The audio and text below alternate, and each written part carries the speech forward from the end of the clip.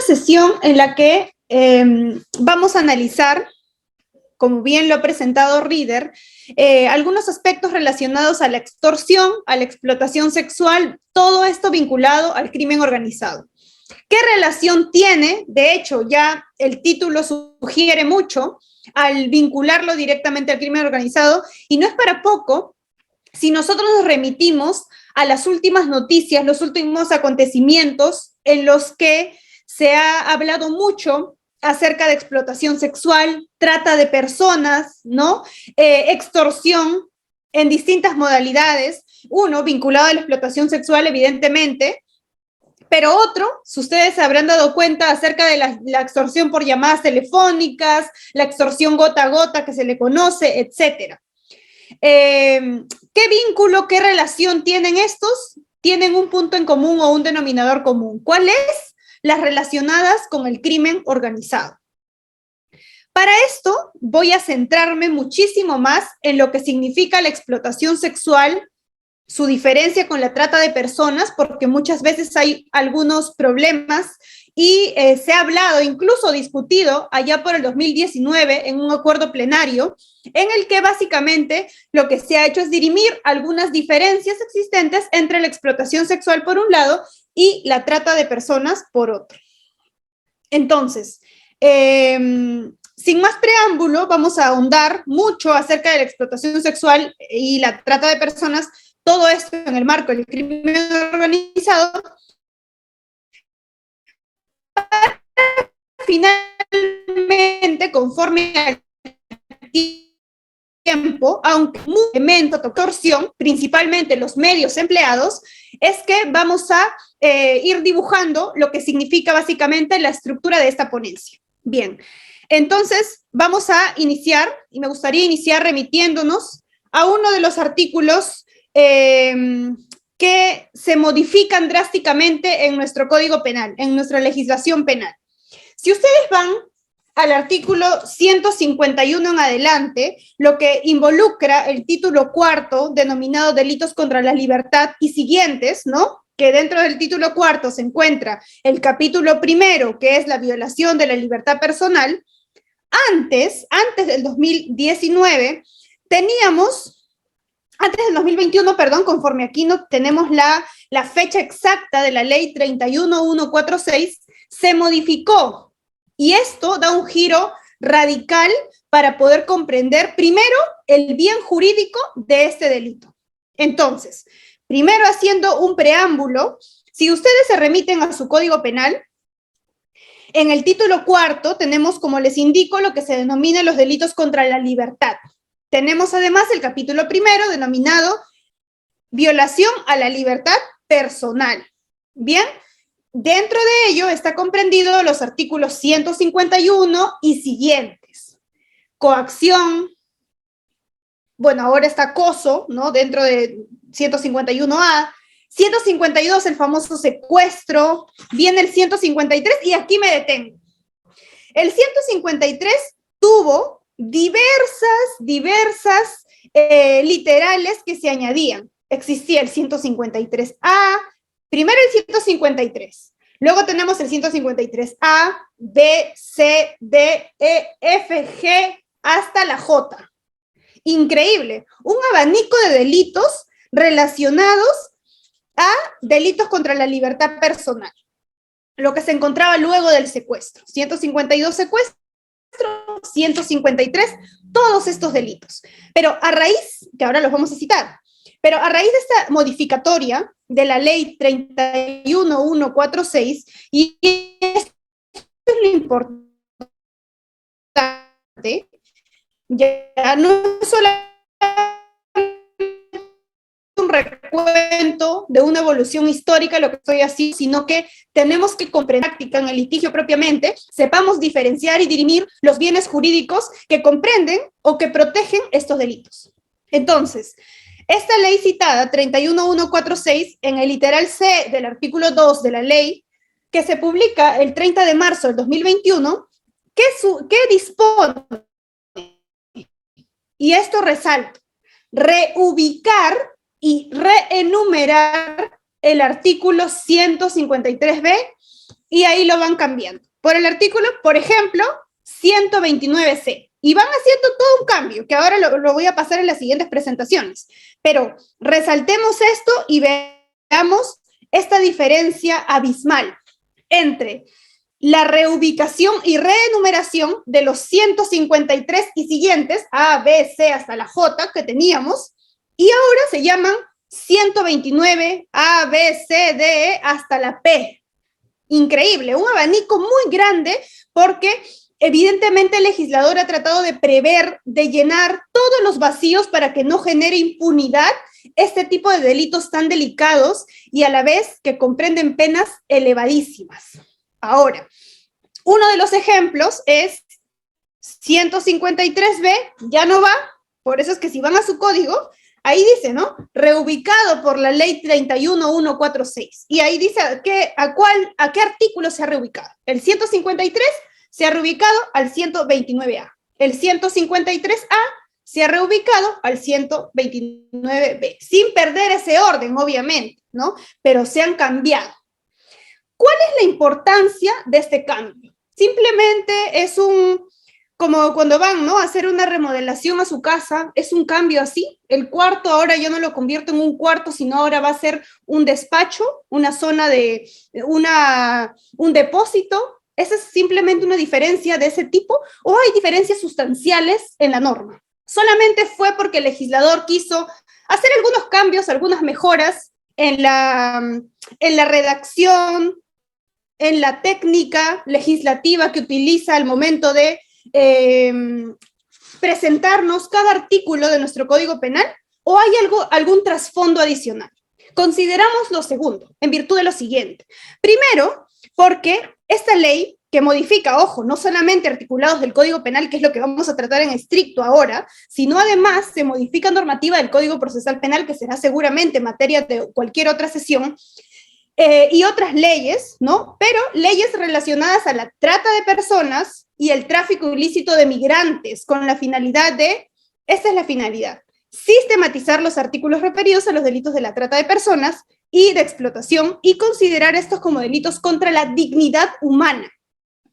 Antes, y ya lo estoy indicando, en el título cuarto eran considerados delitos contra la libertad. Las penas también altas, pero ahora estos delitos de explotación sexual y otros, como la trata de personas, son delitos contra la dignidad humana. ¿Qué significa esto? Y si ustedes recuerdan, el fin último de nuestra Constitución es el respeto y garantía de la dignidad humana.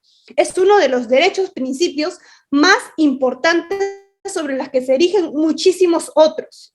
Entonces, ya no estamos hablando del respeto o el bien jurídico como libertad, que antes era conocido y era ampliamente desarrollado en acuerdos plenarios, que también lo vamos a ver a continuación, sino que el cambio radical es que ahora se denomina un delito contra la dignidad humana.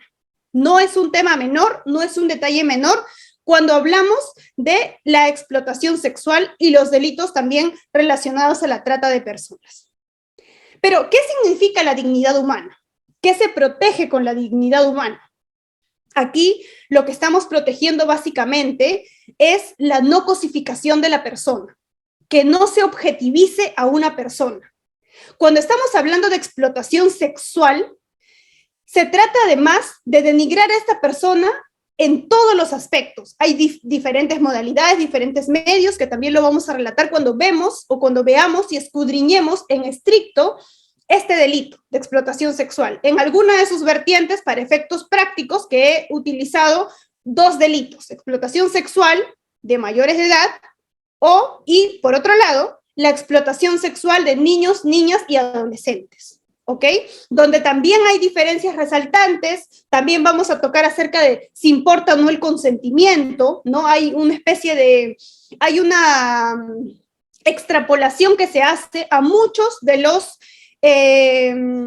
la teoría de la dogmática que ya tenemos cuando hablamos de delitos contra la libertad sexual. Básicamente hay mucha extrapolación de ese extremo.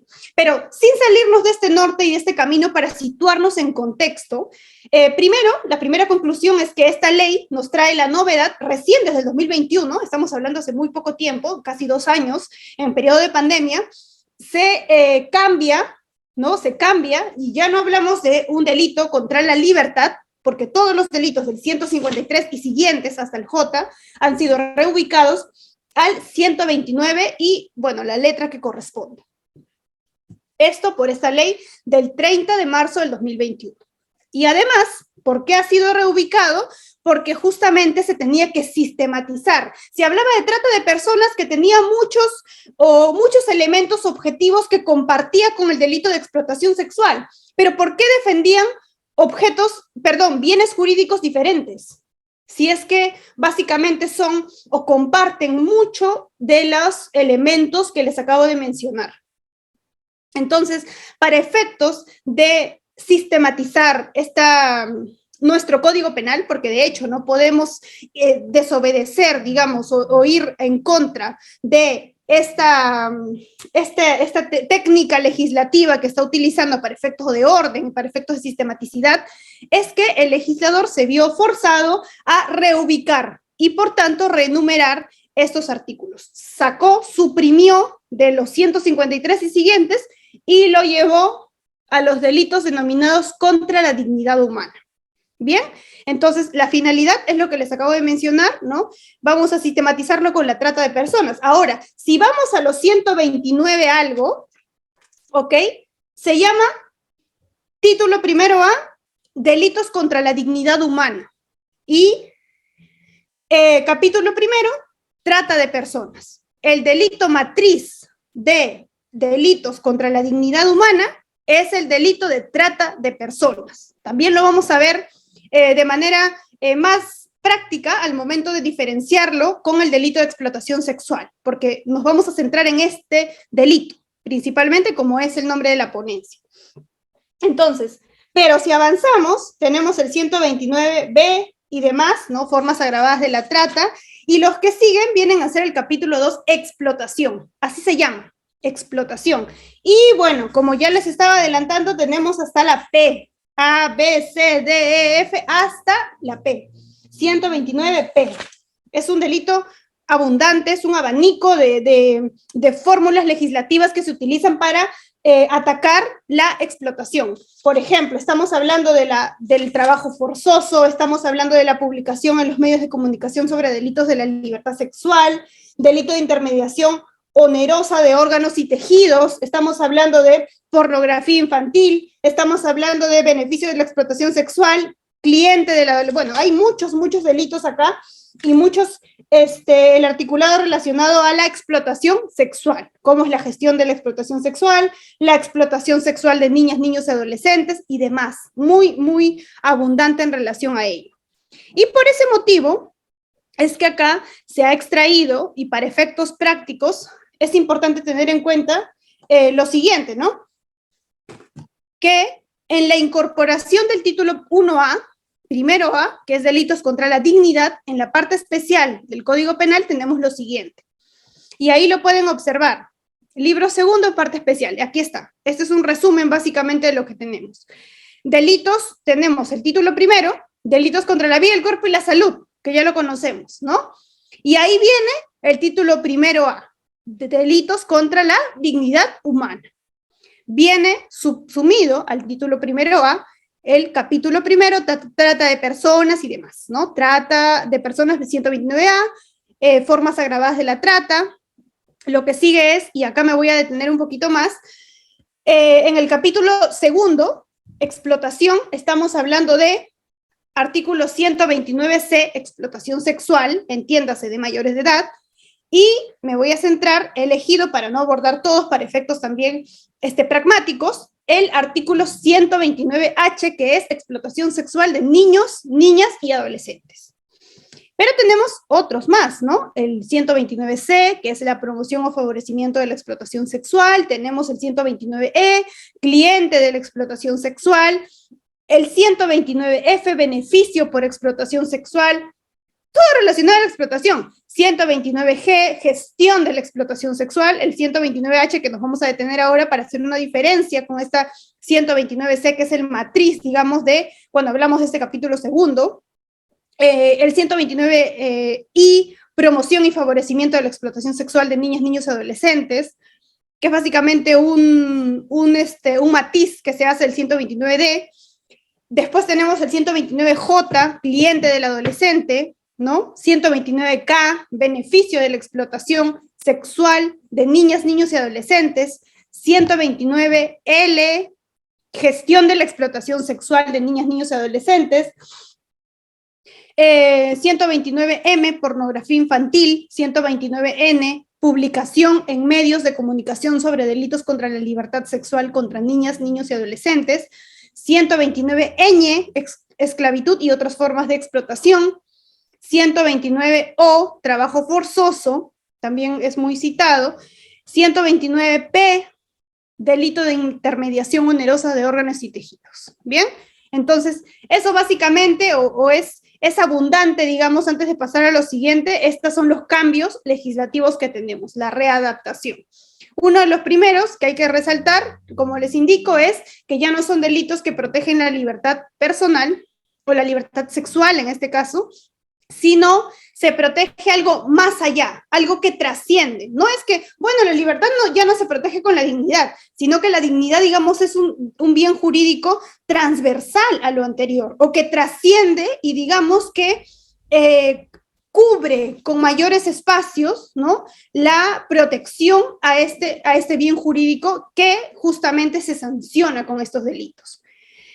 Entonces, para ahondar ya en detalles, justamente vamos a detenernos en la explicación de lo que significa el delito de explotación sexual. Artículo 129C del Código Penal. Primero, antes de desarrollar la estructura típica, me gustaría que nos ciñamos a la literalidad del tipo, que nos dice nuestra norma, para luego sacar algunas precisiones y detalles. 129C, vamos a revisarlo textualmente, indica lo siguiente, a la letra lo siguiente: el que, va un factor, mediante medios, aquí están las acciones instrumentales, violencia, 1, amenaza, 2, u otro medio, cualquier otro medio, obliga a una persona a ejercer actos de connotación sexual con la finalidad de obtener un aprovechamiento económico, nos indica, o de otra índole. Si bien ustedes tal vez pueden resaltar y verificar que este tipo penal trata de cubrir o englobar muchos detalles. No solamente dice violencia o amenaza, como en el robo agravado, por ejemplo. No nos dice violencia, amenaza u otro medio. Solamente para que se configure el robo agravado tiene que existir violencia o amenaza. Solamente 2 acciones instrumentales tasadas. Acá es abierto. Quieren no generar espacios de impunidad. Por tanto, nos indican violencia, amenaza u otro medio. Puede describirse cualquiera de estos. Entonces, importante, ahora vamos a ceñirnos un poquito más al detalle de estos medios instrumentales, o acciones instrumentales, como le denomina la doctrina. ¿Cuál es el verbo? El comportamiento típico obliga. Ya estamos hablando de términos mayores. Acá, el obligar es uno de los verbos por excelencia que se utilizan en los delitos contra la libertad sexual, por ejemplo, ¿no? Obligar es doblegar a alguien, obligar a una persona a ejercer actos de connotación sexual con la finalidad, ya aquí está un elemento adicional al dolo, elemento de tendencia interna trascendente, con la finalidad de obtener un aprovechamiento económico, pero dice, no solo económico, también de otra índole, otro aspecto, para llenar esos vacíos de impunidad. Será reprimido con pena privativa de libertad no menor de 10 ni mayor de 15 años. Entonces, importante verificar estos aspectos, ¿no? No menor de 10 ni mayor de 15 años. He resaltado la pena porque es uno, o bueno, las sanciones son altas, pero no digamos tan altas si los comparamos con más delitos de nuestro ordenamiento. Llámese, por ejemplo, los delitos contra la libertad sexual, delito de violación sexual de menor, por ejemplo. Entonces, cuando hablamos de explotación sexual, en estos términos generales, estamos hablando acá de mayores de edad porque ya hay un delito, hay un tipo penal que establece el 129H, nos establece estrictamente lo que se conoce como explotación sexual de niñas, niños y adolescentes. ¿Bien? Entonces, yo voy a abordar lo que corresponde a explotación sexual 129C y en concordancia con el 129H.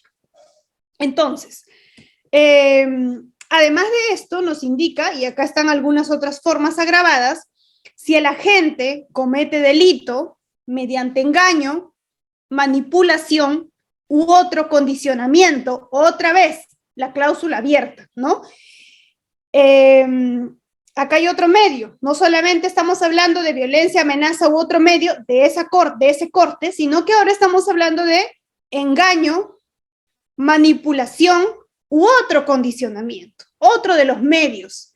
Nos dice, si es que el medio es amenaza, violencia u otro, en ese sentido, con ese denominador común, la pena es de 10 a 15.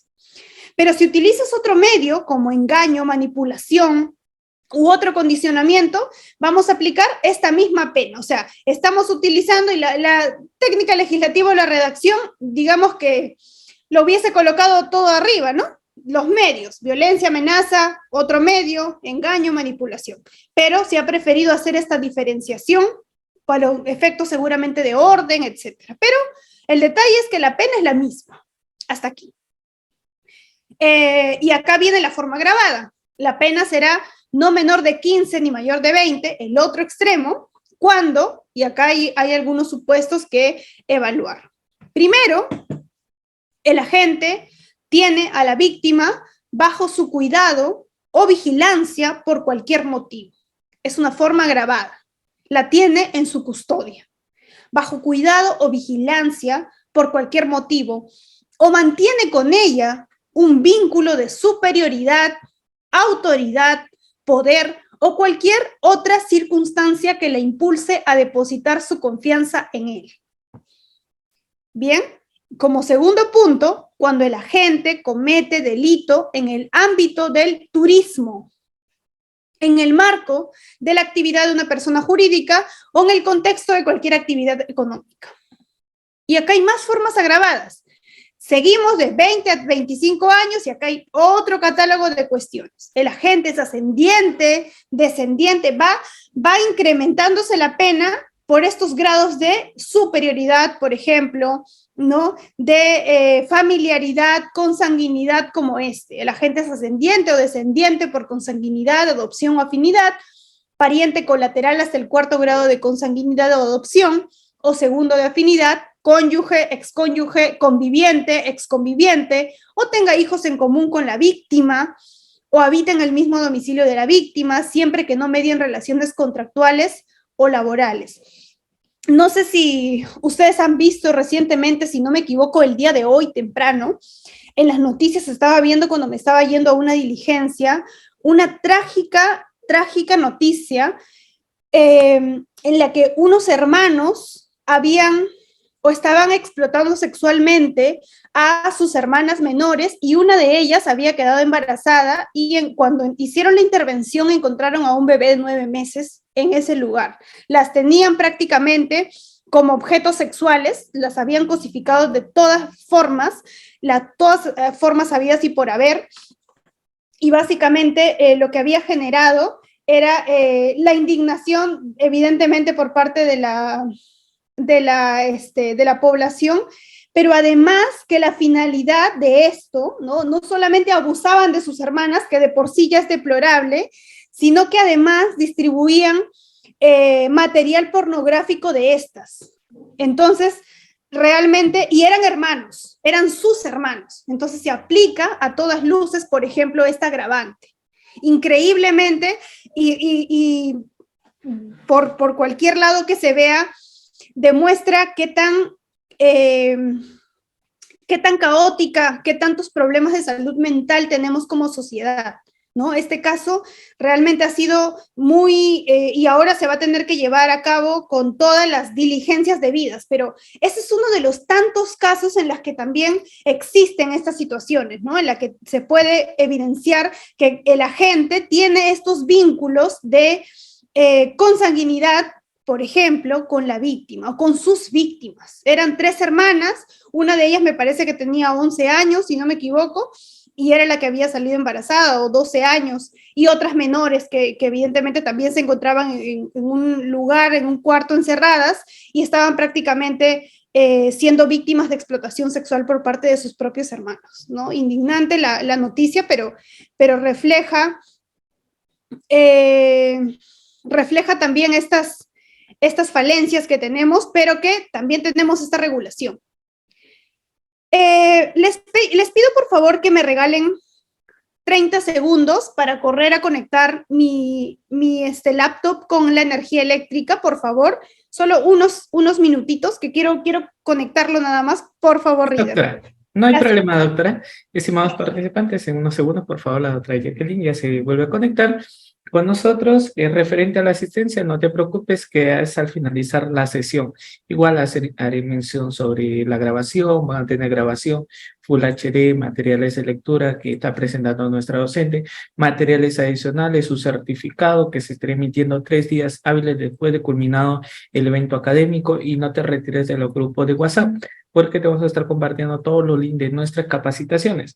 Eso sí, inscríbete desde ya, porque después ya no estará habilitado para el registro del siguiente curso, ¿correcto?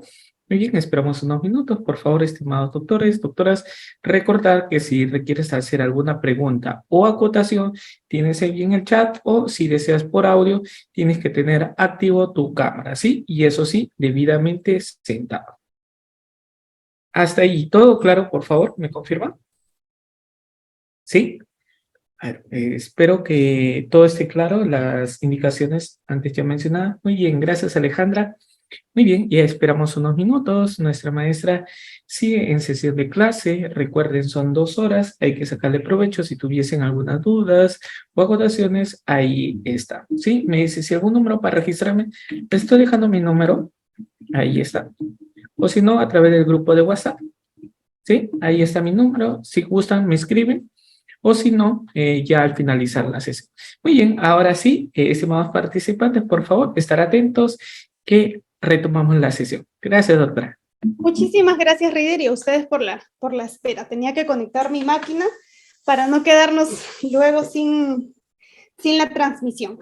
Continuamos al hilo de lo que estoy explicándoles.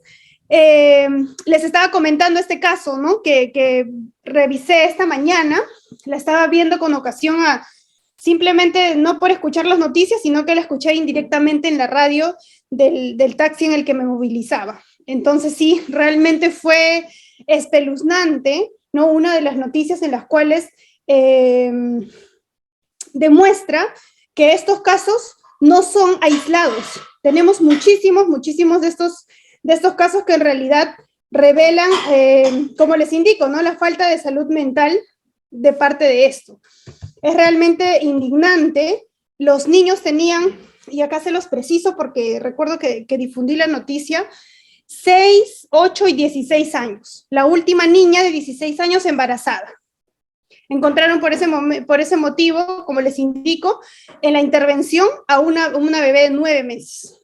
Entonces, además de esto, estos niños eran violados y grabados por estos hermanastros, ¿no? Para venderlos a las redes de pornografía infantil internacional.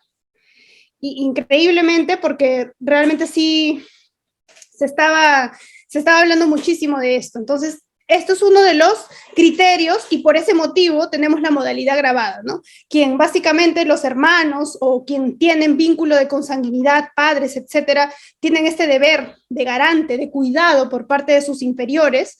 No es lo que sucede en este tipo de casos. Por lo tanto, está sancionado con estas penas mucho más altas. Otro de los criterios, además, por ejemplo, cuando la explotación sexual es un medio de subsistencia de la gente, vive de esto, ¿no? Cuando hay pluralidad de víctimas, otro criterio a tener en cuenta. Un punto adicional, la víctima tiene discapacidad, es adulto mayor, padece de una enfermedad grave, pertenece a un pueblo indígena, originario, presenta situación de vulnerabilidad, cualquier otra situación de vulnerabilidad. ¿Qué más? Se produzca una lesión grave o se ponga en peligro inminente la vida o la salud de la víctima. Se derive de una situación de trata de personas. Un vínculo acá ya están haciendo con el delito de trata de personas. Ya lo vamos a ver más adelante cuando desarrollemos un acuerdo plenario muy conocido en esta materia, donde también hacen esta diferenciación y que les va a servir a ustedes para efectos prácticos. Entiendo que muchos de ustedes también son abogados en ejercicio, por lo tanto, estas clases, además de ser prácticas, son principalmente, además de ser teóricas, dogmáticas, son principalmente prácticas para saber diferencias, por ejemplo, contrastes. Como les digo, el punto 6 se deriva de una situación de trata de personas, el agente actúe como integrante de una banda u organización criminal, otro vínculo con la organización criminal, ¿no? Con el crimen organizado, la víctima está en situación de abandono o de extrema necesidad económica, y ahora, otra de las agravantes, ya no 20 a 25, sino 25 a 30. Si se produce la muerte de la víctima, es una pena mucho mayor, además de la inhabilitación conforme al artículo 36. Bien, ahora, por otro lado, tenemos esta denominada explotación sexual de niñas, niños y adolescentes. Estamos en el artículo 129H del Código Penal. Específicamente, niñas, niños y adolescentes. A diferencia del 129C, que era básicamente explotación sexual y que se hablaba además de mayoría de edad, acá estamos hablando de específicamente los sujetos pasivos, que son niños, niñas y adolescentes.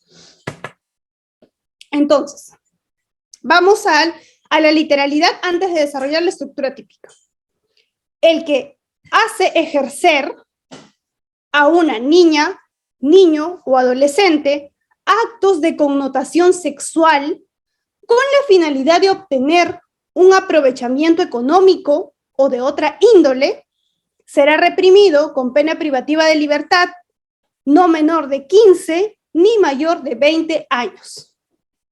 La pena, nuevamente diferente, 15, 20. En el anterior estábamos, en la base era 10, 15. La gravedad evidentemente es por la calidad del sujeto pasivo.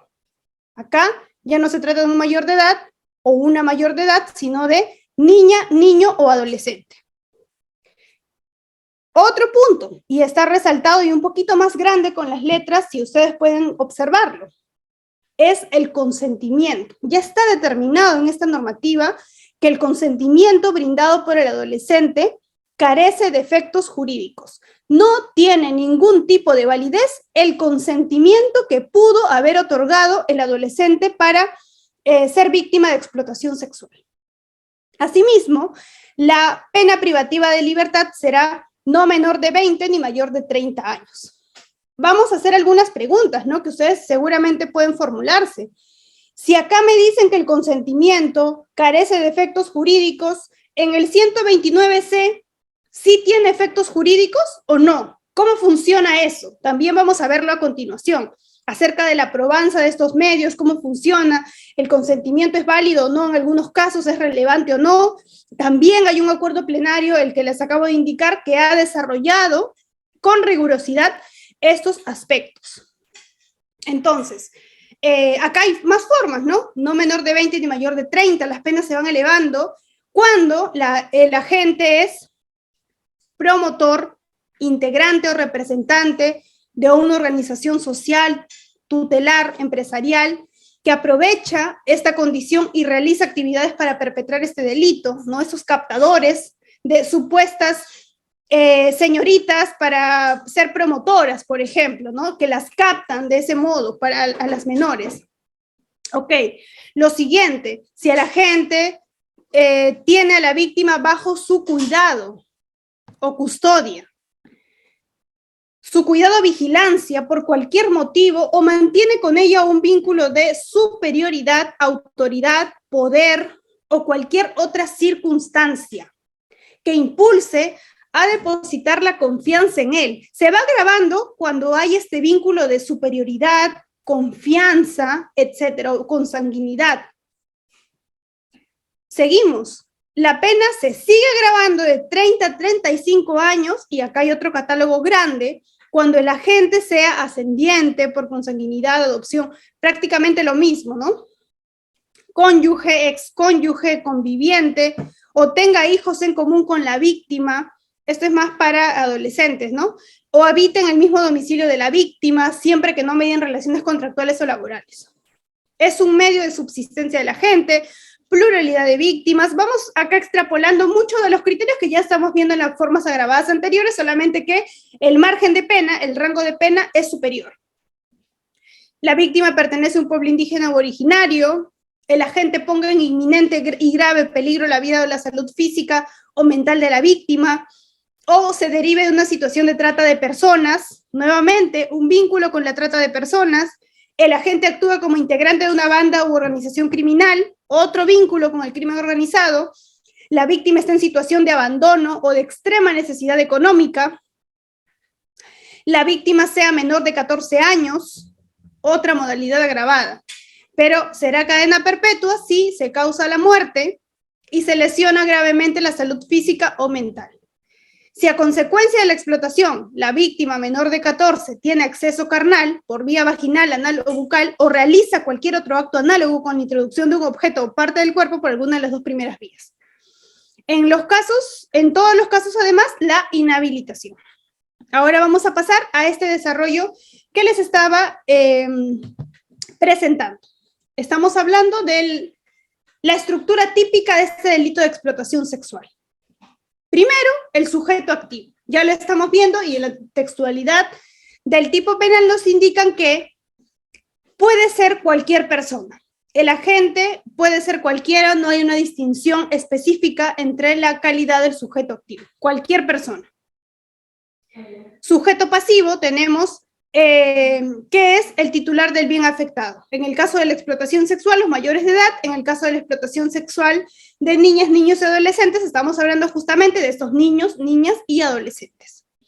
El bien jurídico, y aquí viene un poco más esta disquisición que se hizo, y por ese motivo la antesala o el detalle de la antesala al momento de diferenciar qué es lo que se protege, qué es lo que se protegía y por qué ahora tenemos al delito de trata de personas conectado con el delito de explotación sexual, y que ambos transversalmente defienden la dignidad humana. Hay que tener en cuenta acá que hay hasta en este momento, hasta antes del 2019, con el acuerdo plenario 3/2011, se indicaba que lo que se protegía en la explotación sexual era la libertad sexual. Se indicaba concretamente, o la Corte Suprema había interpretado, que para defender la explotación sexual, o para lo que defendemos en este delito, al sancionar el delito de explotación sexual, era la libertad sexual, pero esta libertad era entendida como la autodeterminación. Nadie puede obligarte a hacer lo que no deseas. Esa autodeterminación sexual, en el ámbito sexual, era lo protegido o hasta el 2011 hasta antes del 2019, fue muy largo la estadía de esta concepción que era defendido. Y como ustedes saben, el maestro Kuhn hablaba acerca de los cambios de paradigma. Tenemos uno acá. Ya no se protege la libertad sexual, esto es la autodeterminación de índole o en el contexto sexual, sino la dignidad humana. Esto fue traído con el acuerdo plenario número 6/2019. En este acuerdo plenario, la Corte Suprema de Justicia también interpretaba que no era que descartamos la libertad y que ahora defendemos otra cosa diferente, porque no son excluyentes, si ustedes se dan cuenta, sino que nos indicaba que para ser más precisos, más concisos, que ahondemos mucho más todo el margen de protección de este bien jurídico, es que trascendía a la libertad sexual. Y ya no defendíamos la libertad sexual entendida de ese modo, sino que la dignidad humana. Nos indicaba que no se debería aceptar, entender a la persona humana como un objeto. Por tanto, si bien se limita la autodeterminación, en este caso sexual, con ello además muchas consecuencias como el proyecto de vida, la desigualdad y demás, el bien jurídico protegido en sentido estricto o en sentido amplio era la dignidad, entendida como la no cosificación de las personas. Entonces, es que desde ese momento hablamos de bien jurídico ahora, del delito de explotación sexual y el de trata también, a la dignidad humana, en virtud de este sentido, ¿no? No como el desdén o la exclusión de lo que significaba la libertad sexual, sino que en una especie de consunción, la dignidad humana abarcaba con mayor rigor y extensión la protección de este delito, de este bien jurídico, ¿no? Entonces, vamos con esto. Algunos otros puntos adicionales acá. Tenemos los medios que se utilizan para la explotación sexual. Estas son básicamente las acciones instrumentales. ¿Cuáles son los medios? Ustedes recuerdan que en el primer párrafo teníamos violencia, amenaza, y en un segundo párrafo nos hablaban de engaño, manipulación u otro condicionamiento. Bien, vamos a desarrollarlo. La violencia, que es conocida porque lo tenemos también en otros tipos penales más comunes, como son, por ejemplo, el robo agravado. En el robo agravado hablamos de violencia o amenaza. ¿Qué era la violencia? O lo que pedían era básicamente que la violencia tenga que ser eficaz. Bastaba con que sea eficaz. Esto quería decir que tenía que alcanzar un fin propuesto por el agente. Además, ¿cuál era cómo se empleaba esta violencia, ¿no? Y se requería esta eficacia, suficiencia en el contexto para alcanzar el fin propuesto, era tener acceso por vía vaginal, anal, bucal o la realización de actos análogos, pero sometiendo y a la vez doblegando, se podría decir, la voluntad de resistencia de la víctima.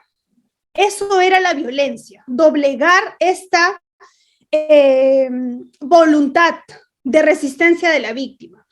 En ese sentido, nos indicaba la jurisprudencia, y es jurisprudencia del 2019, si no me equivoco, que no importaba los actos, por ejemplo, de la víctima, sino lo que se tiene que evaluar acá son los actos de la gente. ¿Ok? Entonces, no importaba la actitud de la víctima, sino importaba los actos que tenía la gente para poder entender la violencia. Ahora, con relación a la amenaza, era básicamente el extremo siguiente.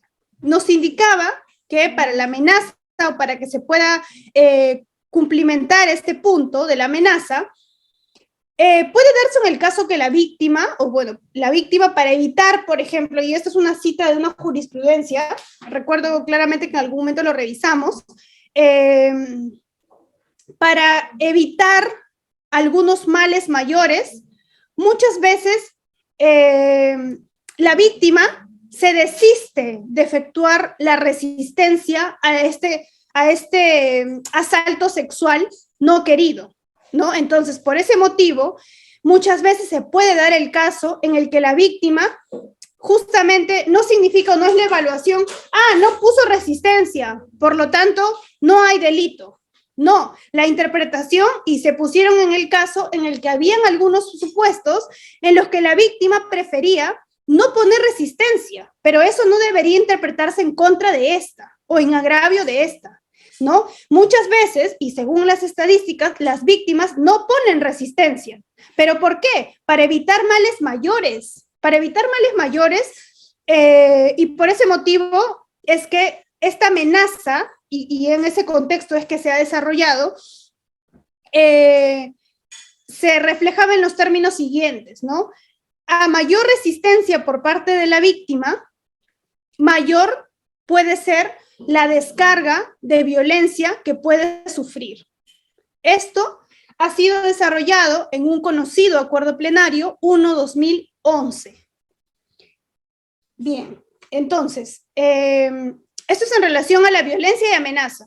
Estos términos son los más comunes, los más cotidianos, los más convencionales, por cuanto si nos remitimos estrictamente a acciones instrumentales que básicamente su aspecto o su naturaleza ha sido desprendido también de otros delitos comunes, como el robo agravado que les acabo de citar, que es un ejemplo muy conocido, citado cuando nos referimos a violencia o amenaza.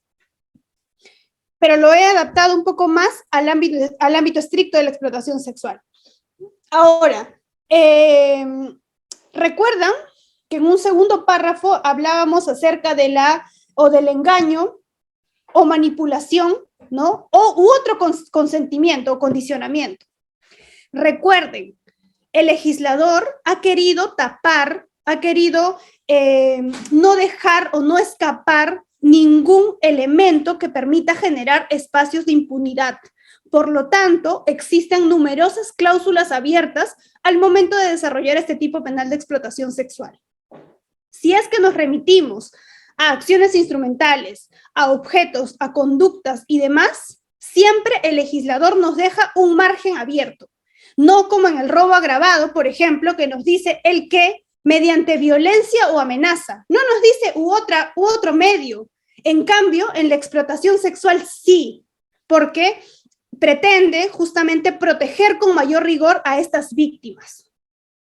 Ahora, si vamos a este segundo punto acerca de esta acción instrumental o medio, como se denomina cotidianamente o en el marco de la estructura típica del engaño o manipulación u otro condicionamiento, nos dice. Primero, reparemos en lo siguiente, ¿no? Engaño o manipulación. ¿Qué significa esto? Es el empleo justamente de estos medios, pero entendidos como una simulación por parte de la realidad que forma o que representa el agente. El agente simula de la realidad, por ese motivo es que engaña a la víctima o la manipula. Pero lo más importante, o lo que podríamos resaltar, digamos, de esta fórmula o cláusula abierta que se tiene es esta última parte, ¿no? U otro condicionamiento. ¿A qué se refiere? Y acá también hay algunos estudiosos del derecho que han ahondado mucho más, principalmente profesores destacados de la Universidad Católica, en la que, por ejemplo, indicaban en relación a estos aspectos de otro condicionamiento que ubicaban, por ejemplo, el abuso de una situación, ¿ok?, de poder o una situación de vulnerabilidad de la víctima. Nos hablaba de eso el profesor Iván Montoya Vivanco. Es un profesor catedrático de la Pontificia Universidad Católica del Perú, en la que ha desarrollado muchísimo acerca de esta cláusula abierta de otro condicionamiento. Nos indicaba que aquí podría también caber o podría ubicarse perfectamente lo que se conoce como el abuso de esta situación de poder, un abuso claramente de una situación de poder, o por otro lado, en el otro lado de la moneda, una situación o una posición de vulnerabilidad por parte de la víctima. Ese es el sentido. Ahora, por ese motivo, lo que se tenía que analizar cuando hablamos de una situación de poder, es la asimetría que existe, el desequilibrio que existe entre el explotador y la víctima, pero además las circunstancias particulares de cada caso.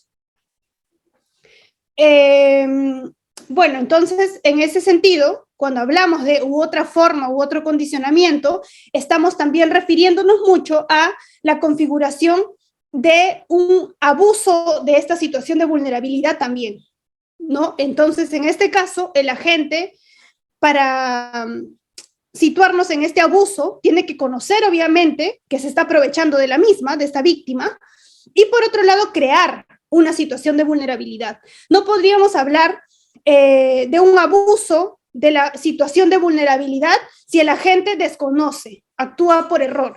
Aquí estamos hablando de que el actuar doloso, intencional, por parte del agente, por parte del sujeto activo, es de que conoce que se va a aprovechar de la víctima y además crea esta situación de vulnerabilidad. Entonces, por ese lado tenemos esos aspectos. Un punto más, y acá me remito a este acuerdo plenario, que es el número 6/2019, muy reciente, bueno, 2019 no tanto, pero digamos que es uno de los últimos acuerdos plenarios que hemos tenido en materia penal.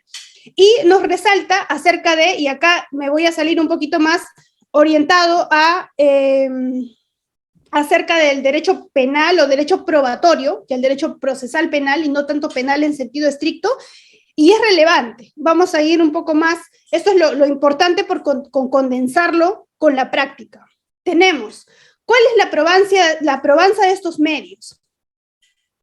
Me voy a ceñir a lo que nos indica el Fundamento Jurídico 18. Lo voy a leer textualmente.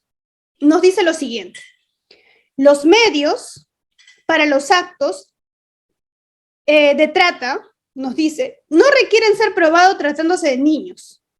Primer punto. De este modo, se presume que toda pretensión probatoria del consentimiento del menor es absolutamente impertinente. No importa en ningún extremo que tú me digas, no, pero la víctima menor de edad, ojo, estamos hablando de un menor de edad, no, la víctima sí quiso, la víctima consintió. Es irrelevante para efectos penales. No importa si quiso o no quiso, si te dijo que sí, no importa. Es impertinente. Y como dicen los términos del acuerdo plenario, es absolutamente impertinente. ¿Qué más? Conforme lo establecido en la Convención sobre Derechos del Niño, ya saben la amplia protección que tienen los menores de edad, los niños, niñas y adolescentes, ¿no? Como en el protocolo de Palermo, debemos asumir que para efectos de la adecuación típica de la conducta imputada, la irrelevancia probatoria del medio se extiende hasta los 18 años. En el caso de las víctimas mayores de edad, y aquí ya vamos en otro supuesto, la falta o irrelevancia del consentimiento de esta se determina a través de la probanza de la utilización de alguno de los medios que vician la voluntad. Entonces, aquí sí, cuando hablamos de mayores de edad, sí se va a discutir el consentimiento. ¿Tuvo o no consentimiento? Bueno, para esto nos vamos a ceñir al derecho probatorio y vamos a determinarlo a través, como dice textualmente, de la probanza de la utilización de algunos medios que vician la voluntad. ¿Qué más? Dicen, ¿no? Al respecto es necesario precisar que el párrafo 4 del artículo 153, que alude al consentimiento de la persona mayor de edad, debe ser entendida con relación a los actos de trata y no a los actos concretos vinculados con la explotación. Acá vamos a hacer ya luego una diferencia concreta, pero me gustaría que tengamos en cuenta lo siguiente, algunas conclusiones interesantes. Primero, que sí es relevante la probanza de estos medios cuando estamos hablando de casos de explotación sexual de mayores de edad, artículo 129C. Pero es absolutamente irrelevante para todos aquellos casos de explotación sexual de niñas, niños y adolescentes. Bien, entonces, siguiendo con esta estructura típica, ceñimos a lo siguiente. ¿Cuál es el comportamiento típico? Y vamos nuevamente al desarrollo. Comportamiento típico. Ok, es el comportamiento, el verbo es obligar. Obligar a una persona a ejercer actos de connotación sexual. Eso es. Entonces, se sanciona acá a este agente que obliga a ejercer a la víctima actos de connotación sexual. Por ese motivo no se refiere únicamente el acceso, ¿no? Sino también a algunas otras zonas, por ejemplo, si es que estamos hablando de el acceso carnal de la víctima, que puede ser por distintos medios, también estamos hablando de conductas que recaen sobre zonas erógenas, según una casación del 2018, en el que indican que también es válido o también se puede evaluar esas conductas. Entonces, el comportamiento típico básicamente recae en el obligar a una persona a ejercer estos actos de connotación sexual. en las distintas modalidades y medios que ya se han detallado en el texto literal de la norma. ¿Qué más? Tenemos la tipicidad subjetiva. Un importante punto acá, me gustaría detenerme porque hubieron casos que se discutieron en el Perú acerca del comportamiento típico, por ejemplo, el caso del penal Miguel Castro Castro versus Perú, en el que también la Corte determinó en su oportunidad que habían desnudos forzados y que estos desnudos forzados formaban parte de violencia sexual que se estaba realizando en el penal. Además, las amenazas de actos sexuales también estaba presente, los insultos de connotación sexual, todo ello se resaltó en este caso del penal Miguel Castro Castro. Habían otros casos también que se han citado ampliamente, que ha sido difundido, por ejemplo, el caso López Soto y otros versus Venezuela. En este caso López Soto, la Corte Interamericana de Derechos Humanos conoce, ¿ok?, del relato que tiene la víctima y desprende una situación básicamente interesante. Primero, indica, ¿no?, que esta víctima, o en este caso, básicamente en resumen, se los comento así muy rápido, lo que se hacía era obligar a esta víctima a consumir estupefacientes, ¿ok?, y medicamentos. Se le obligaba a esta víctima no solamente a eso, sino también a ver películas pornográficas, a cocinar, a estar desnuda, siempre bajo amenazas de matar a su familia. Entonces, este fue un caso que conmocionó mucho la República de Venezuela y que se denomina, pues, es un caso típico, ejemplar sobre estos temas, López Soto. Bien. Ahora vamos a pasar a este segundo punto, no solamente es la tipicidad objetiva, ahora vamos a desarrollar la tipicidad subjetiva. En el caso de la tipicidad subjetiva, tenemos que analizar lo siguiente. Estamos hablando de el dolo entendido como el conocimiento y voluntad de los elementos objetivos del tipo penal, ¿ok? Ahora, si ustedes se dan cuenta, y voy a retrasar un poco estas diapositivas, si ustedes se dan cuenta de este detalle, primero en el de explotación sexual, acá, nos indica, ¿no?,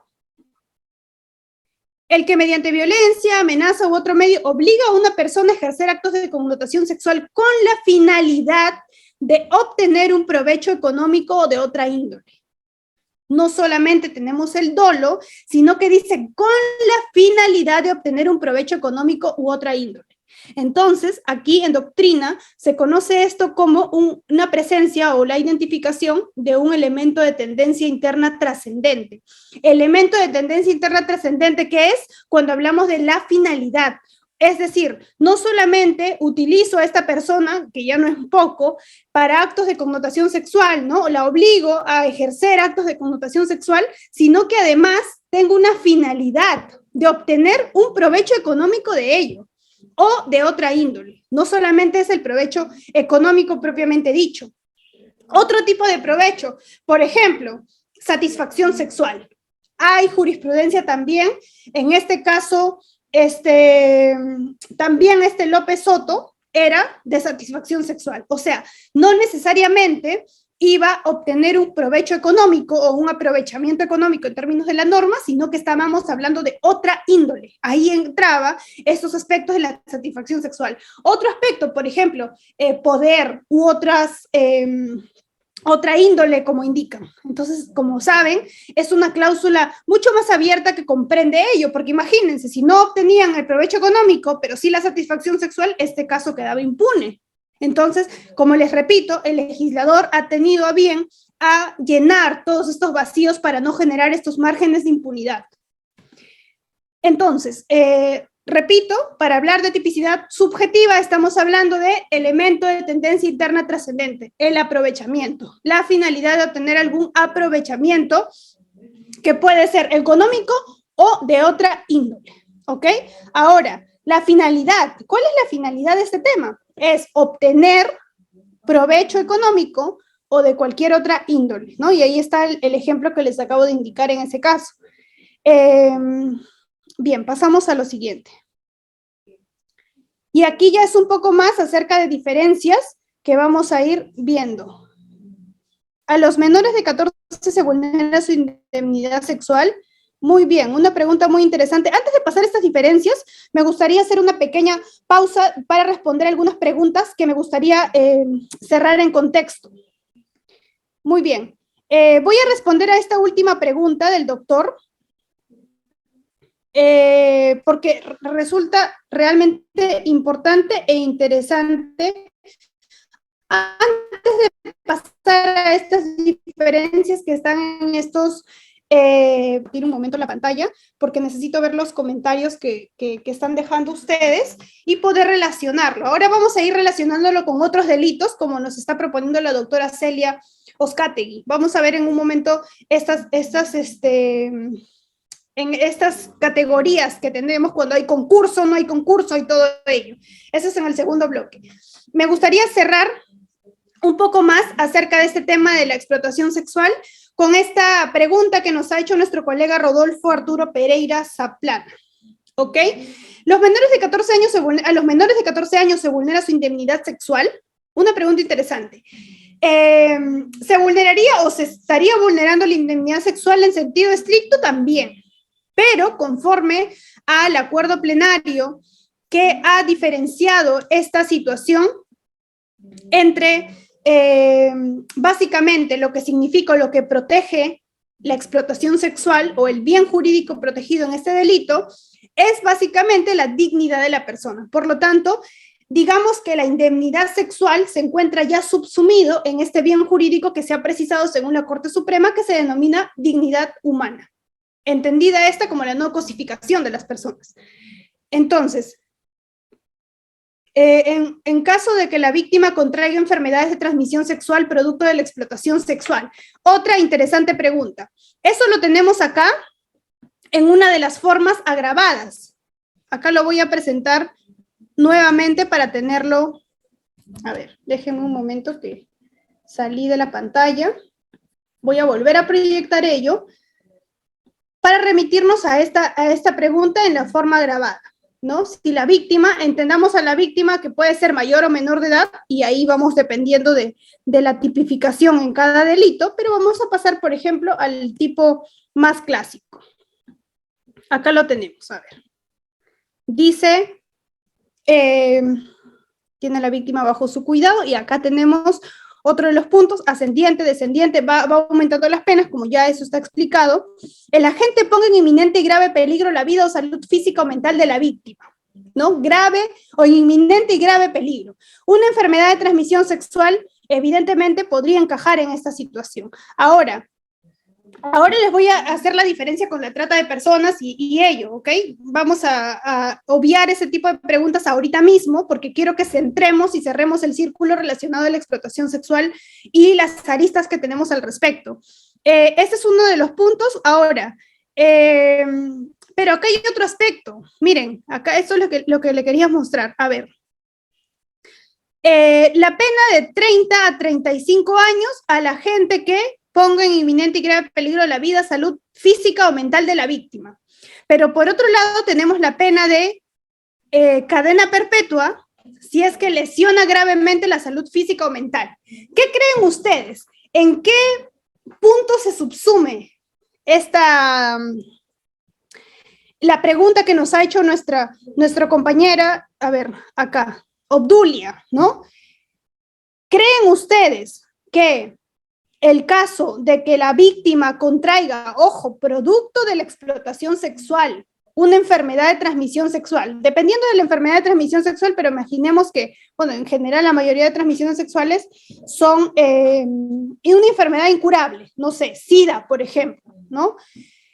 ¿Qué es lo que sucede? ¿En qué punto lo podemos subsumir? Ya pasando a los casos prácticos, ¿no? Correcto, el punto 2, como aquí estoy viendo sus comentarios, exactamente, sería cadena perpetua, ¿no? Ya esto estamos hablando en el ámbito de aplicación. Correcto, muy bien, doctores. Es correcto, en el punto 2 lo ubicamos, vamos a revisarlo, acá lo tenemos. Acá, el último párrafo, ¿cierto? La pena será de cadena perpetua cuando se lesione gravemente la salud física y mental. En el caso de salud mental, ¿cómo sería? Bueno, en el caso de salud mental hay casos muy variados, porque ustedes saben que en general va a depender de la valoración que se tenga al analizar a la víctima, pero un caso estándar podría ser el que les acabo de citar. Ese caso monstruoso que se ha revisado esta mañana, en el que unos hermanastros habían utilizado a sus 3 hermanas menores, niñas y menores, la mayor tenía 16 años, la habían dejado incluso embarazada con un bebé de 9 meses en un lugar, y la estaban utilizando para explotarla sexualmente y difundir sus imágenes en una red de pornografía infantil internacional. Entonces, ese caso, imagínense a esas niñas, a esa adolescente que se convirtió en madre. Esos casos obviamente también pueden generar, si bien en algunos casos no alguna enfermedad de transmisión sexual, como el que nos ha propuesto nuestra colega, también estamos hablando de lesionar gravemente la salud mental, por ejemplo, ¿no? Y vamos a ver algunos otros casos concretos seguramente, pero por lanzar un ejemplo, en este caso, podemos citar el que les he indicado. Entonces, a ver, voy a seguir revisando acá para no perderme. Lo que pasa es que cuando tengo abierto la presentación no puedo mucho ceñirme, se me cortan las preguntas que me están haciendo. A ver, me quedé aquí. La víctima, ya está lo de la enfermedad de transmisión sexual, nos ha quedado un poco más claro. Dice acá la doctora Milagros Burga Medina, si la víctima durante el abuso sexual quedara embarazada. Otro punto interesante. ¿Ustedes qué opinan? ¿En qué supuesto encajaría? ¿No? Acá les dejo las fórmulas. Tenemos el primero, 30, 35 años, y aquí está, el agente es ascendiente, descendiente y tal. Es un medio de subsistencia, pluralidad de víctimas. Miren, incluso pluralidad de víctimas, o sea, tenemos muchísimas agravantes en ese caso que les he indicado, ¿no? Eran hermanastros, eran seguramente medios de subsistencia, obviamente, ¿no? Eran los únicos que vivían con las menores. Existían pluralidad de víctimas, eran 3, incluso un bebé que estaba de 9 meses, imagínense, y demás. Ahora, en grave riesgo la vida, se deriva en una situación de trata de personas, el agente actúe como integrante de una banda u organización criminal, la víctima está en situación de abandono, ya esos son criterios para determinación de la pena, ¿no? Mientras más agravantes, obviamente van a estar en los extremos más superiores en la pena que se le puede imponer a estos agentes, a estos sujetos. En el caso que nos acaba de hacer la pregunta la doctora, ¿qué creen ustedes? ¿En dónde se encuentra, no? Que quede embarazada. ¿Qué es? ¿Qué supuesto? Que quede embarazada. ¿Es un agravante primero? ¿No es un agravante? Si lo es, ¿en qué extremo se encuentra? ¿Qué dicen ustedes? A ver, los leo acá en los comentarios mientras voy revisando en orden dónde me estoy quedando. Ok, acá estoy con la doctora Milagros, 9:41. Ok.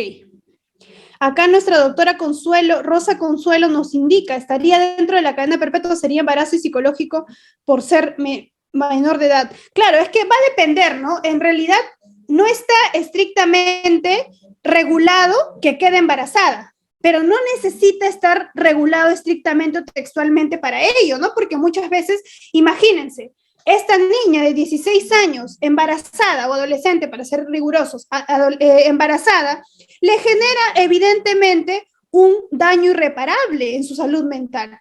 No se requiere por ese motivo que nos diga, bueno, como no está el embarazo, no estamos aplicando ese agravante. Claro que no. La interpretación en favor de las víctimas tiene que ser que esto también genera una grave afectación, como acá nos indican, ¿no? Emocionalmente las víctimas ya están dañadas. Claro que sí. Entonces, por ese motivo sí se genera el agravante, como bien ustedes lo están tipificando y subsumiendo de todas maneras. Voy a seguir viendo acá, en el caso de embarazo ya está, muy bien. Contraer SIDA. ¿Cómo se determina que contraer SIDA sea lesión grave si no lo pone en riesgo la vida? Si se ha desarrollado la enfermedad y si no se puede terminar más de 20 días de atención facultativa. Claro, ok, buena pregunta también, ¿no? Este es interesante. Es que acá hay matices y van a depender de los casos, ¿no? Estamos hablando de casos generales. o supuestos generales. Pero acá nos coloca el doctor Vidal o la doctora Vidal un caso particular, con algún matiz. A ver, ¿ustedes qué opinan? Voy a ir en orden para ir leyendo también sus comentarios en este momento.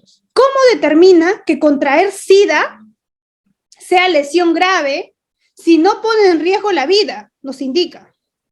Se llega a desarrollar la enfermedad y si no se puede terminar más de 20 días de atención facultativa. Claro, es que entiendo que en estos casos hay casos en los que hay personas que contraen una enfermedad y no la saben, en muchos casos, ¿verdad?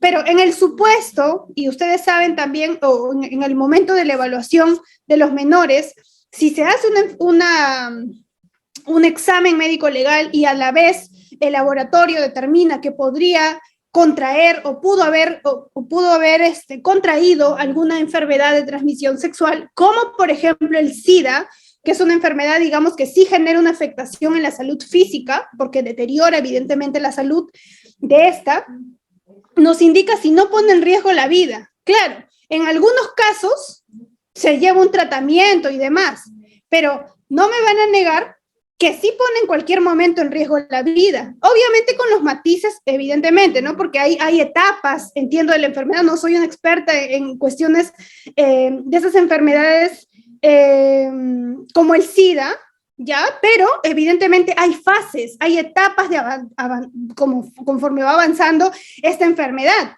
No es lo mismo un SIDA que está controlado que uno que básicamente se ha desbordado. Hay que ver los matices y conforme a eso advertir si es que puede generar esta grave afectación. Recuerden este adjetivo, grave afectación en la salud físico-mental de la víctima. ¿Cuál es la diferencia, nos indica el doctor David, entre el numeral 10 de la pena entre 30 y 35 años? A ver, el numeral 10... a ver, entiendo que es 30, 35 años, el numeral 10, acá. Sea menor de 14 años, es una de las... Dice, la pena privativa de libertad será no menor de 30 ni mayor de 35, ese es el supuesto que se coloca en este punto, y el numeral 10 dice, la víctima sea menor de 14 años, ok, un supuesto. Y el otro nos dice la diferencia con el numeral 3 del párrafo de cadena perpetua. El numeral 3 del párrafo de cadena perpetua, que es, si a consecuencia, ya, otra pregunta interesante.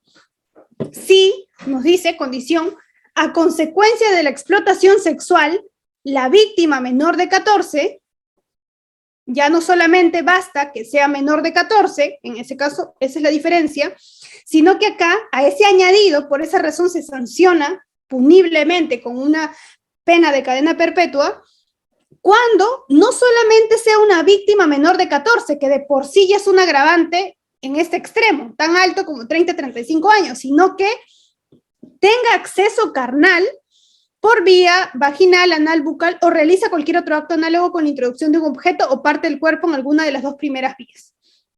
No solamente es una explotación sexual, por ejemplo, en este sentido, menor de 14, sino que además nos da estos supuestos adicionales. Tiene acceso carnal por vía vaginal. Ahora, vamos a la literalidad del tipo.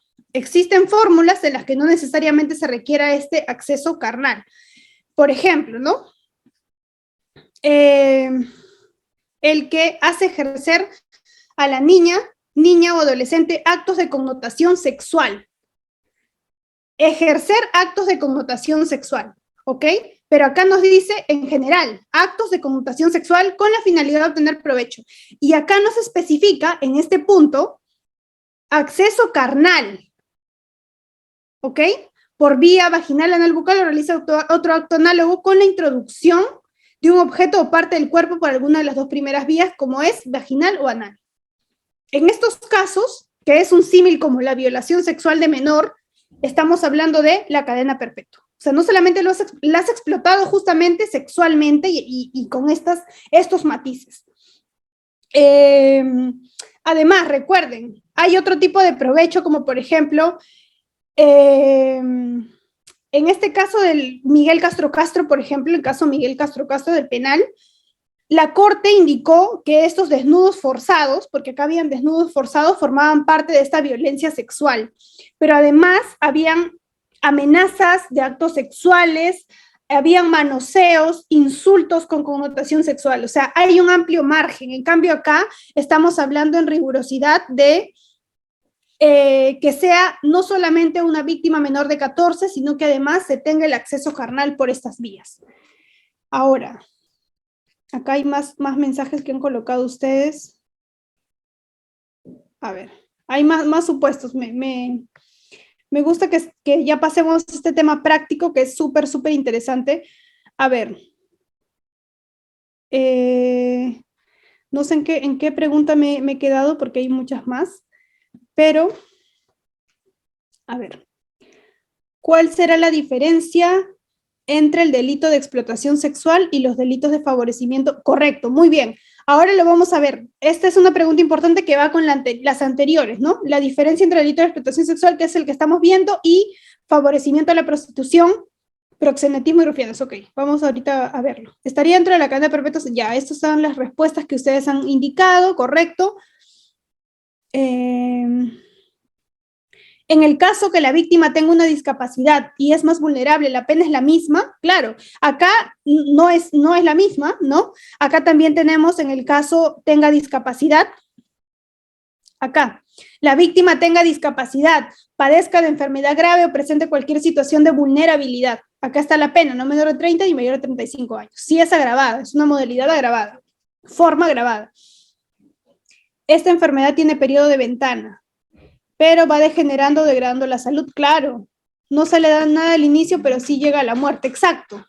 Por ese motivo es que no podemos hablar que no afecta a la salud. Sí afecta, evidentemente, pero hay que ver los grados y todo ello. Pero al fin y al cabo, es una situación que ha sido producto de esta explotación. Por tanto, hay que valorarla como tal. Claro, acá, bueno, estamos hablando del SIDA, se pone en riesgo la vida, correcto. Exactamente. Bien, con relación a eso, creo que no hay duda de que sí hay una afectación evidente en distintos márgenes o matices, claro está, porque no les afecta a las mismas personas de manera igual y todo, pero es una enfermedad que se ha contraído, como repito, producto de esta explotación sexual. Eso no es un tema menor. Ahora, ¿cómo explica que un caso ya aprobado no se determina una sentencia de manera inmediata porque tanta demora en la gestión de dar una sanción al abusador? Muchas veces la víctima tiene que pasar por todo un sufrimiento buscando justicia porque el Poder Judicial demora. Bueno, sí, estos temas de trata de personas, explotación sexual, realmente justamente con ocasión a esta ponencia, yo estaba revisando algunas de las últimas cifras y haciendo un pequeño paréntesis para situarnos un poco en este contexto de realidad nacional e internacional incluso. 2,5 millones de personas son víctimas de trata de personas. O sea, 2,5 millones de personas. Pero eso no es lo alarmante, sino que por cada víctima identificada, por las autoridades, evidentemente, existen 20 víctimas sin identificar. Imagínense. Otros puntos de las estadísticas que he estado revisando, y esto es extraído de la Oficina de Naciones Unidas contra la Droga y el Delito, nos ha arrojado como un resultado en uno de los últimos reportes que la mitad de las víctimas que sufren explotación sexual son niñas, niños y adolescentes menores de 18 años. Pero además que las 2/3 partes son mujeres y el 80% está destinada justamente a explotación sexual. O sea, no es un tema menor, no es un tema de ahora tampoco, pero es un tema que cada vez está alarmando mucho más. Imagínense, o sea, cada vez que ustedes ven en las noticias que se ha ubicado, se ha destapado esta red de explotación sexual, trata de personas y demás, y que hemos rescatado a 20 víctimas, existen otras, por cada una, 20 sin identificar. Increíbles cifras que demuestran el lamentable estado en el que tenemos, ¿no? Entonces, sí, realmente es una reflexión a este comentario que nos ha hecho nuestra colega. ¿Qué pasaría si la víctima tiene 14 años, está emancipada y alega que no fue obligada? Claro, la víctima, si es menor de 14 años, estamos hablando, y acá vamos a este punto, muy buena pregunta para cerrar un poco esto, ¿no? El acuerdo plenario ha indicado esto. Irrelevancia probatoria del medio se extiende hasta los 18 años. Ahí está la respuesta. Entonces, alega que no fue obligada. El consentimiento es irrelevante o absolutamente irrelevante según estos términos. Seguramente hay controversia sobre ello, pero de momento tenemos un acuerdo plenario que ha delimitado esto. Obviamente que eso es doctrina vinculante, pero digamos que es la posición asentada por nuestra jurisprudencia.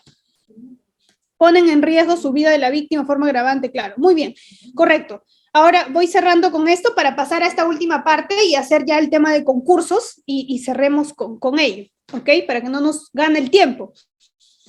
Tenemos acá, en el caso de no probarse que hubo acceso carnal, que el médico legista diga que no hubo penetración alguna, la declaración de la menor es única prueba valedera. Punto importante, ¿no? Porque para esto también nos podemos remitir a otros acuerdos plenarios que se han debatido y que pueden existir como criterios objetivos o parámetros objetivos, como le denomina la jurisprudencia española a estos casos. Estamos hablando del famosísimo Acuerdo Plenario 2-2005, que básicamente lo que nos indica es que para la valoración de la víctima como única prueba de cargo, se deben cumplir estrictamente o concurrentemente 3 presupuestos. Ahora los voy a explicar, pero lo que nos indica acá es que el médico legista diga que no hubo penetración, es decir, el certificado médico legal indica que no hay lesiones traumáticas, no sé si recientes, antiguas, etcétera, que no hay de ningún tipo, debo entenderlo. Como no hay ningún tipo de lesión traumática, reciente o antigua, entonces digamos que lo único que se tiene es la declaración de la víctima. La pregunta es, ¿se puede utilizar la declaración de la víctima como única prueba de cargo? Esto es, para destruir, vulnerar o quebrantar la presunción de inocencia. Y esto ha sido desarrollado ampliamente por este acuerdo plenario que les acabo de citar, en el que básicamente se indica que se deben concurrir 3 presupuestos de manera secuencial. Primero tenemos la ausencia de incredibilidad subjetiva, que no es otra cosa más que no exista ningún móvil de odio, rencor, resentimiento, etcétera, contra esta persona. Segundo, el tema de la verosimilitud, ¿ok? Que esta situación que refleja la víctima tiene que ser o tiene que presentar algún elemento de corroboración importante, es decir, no basta solamente la declaración, sino que hay que ver algunos elementos o detalles de corroboración de su versión. Y tercero, estamos hablando acerca de la persistencia en la incriminación. Persistencia en la incriminación, ¿qué significa? Que el relato tenga que ser, que no haya variado sustancialmente en los aspectos relevantes de su relato. Bien, entonces puede ser utilizada si es que estos criterios son valorados positivamente, si es que se puede lograr algún elemento de corroboración y si es que se cumplen estos requisitos. Pero hay que ver el caso concreto. Hay casos en los que únicamente con declaraciones de las víctimas, y esto básicamente se lleva en casos de delitos sexuales o delitos de violación sexual de menor o mayores, principalmente menores de edad, en los que no tenemos evidentemente una prueba directa de que están violando, no hay una cámara que está apuntando justamente al asalto sexual. Por ese motivo es que se han tenido en cuenta estos criterios de valoración. Bien, entonces, ahora seguimos. Bien, a ver, voy a ubicarme un poco más nuevamente. Una consulta en el caso, bueno, eso ya está. Vamos a ir cerrando con esto para pasar al tema de concursos, si no nos va a ganar el tiempo y no vamos a absolver las preguntas que se quedan pendientes. ¿En qué agravante se enmarcaría si la víctima como consecuencia de explotación se suicida? Interesante. Miren esto. Acá nos colocan en el supuesto que la víctima muera, si se causa la muerte de la víctima. Estamos hablando de cadena perpetua. Si se causa la muerte de la víctima. Increíble, ¿no? Ahí está ese supuesto. Lo siguiente, en caso de que en primera instancia, en un examen médico legal, la víctima no ha dado positivo en ninguna enfermedad sexual, nos dice el colega. Sin embargo, después de varios meses se le detecta que fue contagiada de una enfermedad de transmisión sexual, por ejemplo el VIH. ¿Esto sería un agravante más o se tendría que analizar para considerarla como agravante ya teniendo una acusación directa aceptada? Importante, ya mezclamos acá el tema práctico y el tema de las etapas del proceso penal, un tema probatorio y un tema procesal. Ok, en este caso, si es que dice, ¿no? En primera instancia, bueno, acá estamos algunas cosas entremezclando, voy a darle un poco de forma. Entendemos que dice, ¿no? En primera instancia, entiendo como una sentencia, porque luego me hablas de acusación directa. Voy a interpretarlo de la manera de que en los primeros recaudos de la investigación, estamos en un proceso declarativo, en primera instancia, en todos los supuestos acá, el médico no ha verificado que tengo una enfermedad sexual, dice. No, ustedes saben que hay muchas enfermedades sexuales que son silenciosas, ¿verdad? Entonces, no ha dado positivo, dicen, ninguna enfermedad. Hasta ese momento, después de varios meses, dice, se le detecta esta enfermedad. A ver, ustedes también pónganse en ese supuesto.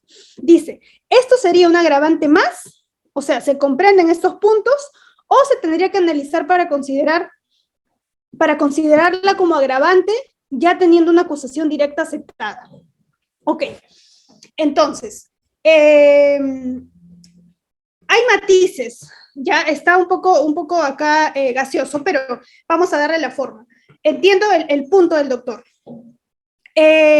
Cuando ya se tiene una acusación, directa o no, sin aceptar entendida como convalidada por un juzgado de investigación preparatoria, la acusación por sí misma revela el detalle fáctico, la calificación jurídica y el aspecto probatorio. ¿Cuál es el caudal probatorio que tengo para justamente acreditar los hechos que estoy acusando?